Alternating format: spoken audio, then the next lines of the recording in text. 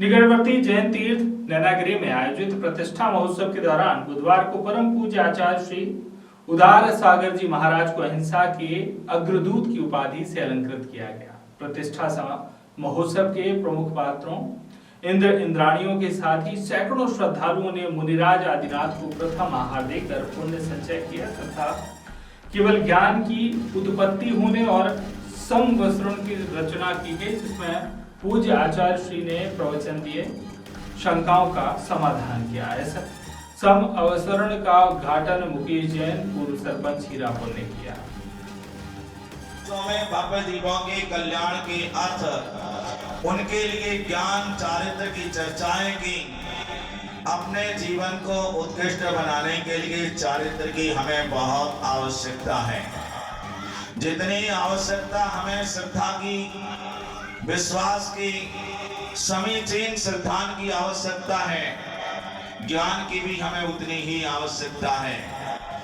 श्रद्धा और ज्ञान हमारे पास हो और यदि हमारे जीवन में चारित्र ना हो तो वह श्रद्धान और ज्ञान हमारे मोक्ष मार्ग में हमें सिद्धत्व को प्राप्त नहीं करा सकता। आत्मा से परमात्मा बनने के लिए सच्चे श्रद्धान ज्ञान के साथ समीचीन आचरण की भी आवश्यकता होती है। और भगवान तीर्थंकर ऋषभदेव ने उस चारित्र के बारे में भी उपदेश दिया। अपने जीवन को धन्य करने के लिए अपनी आत्मा के साथ लगे हुए कर्मों के बंधनों को दूर करने के लिए चारित्र का, संयम का पालन करना चाहिए।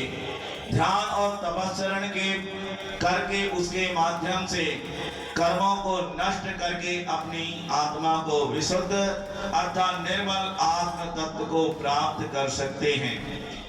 भगवान तीर्थंकर ऋषभदेव जिन्होंने ऐसा ये दिव्य आलोक, दिव्य प्रकाश जिनकी आत्मा में प्रकट हुआ, ऐसा परिपूर्ण ज्ञान जिन्होंने प्राप्त कर लिया, वे वर्षों पहले संसार से मुक्त हो गए, सिद्धत्व को उन्होंने प्राप्त किया।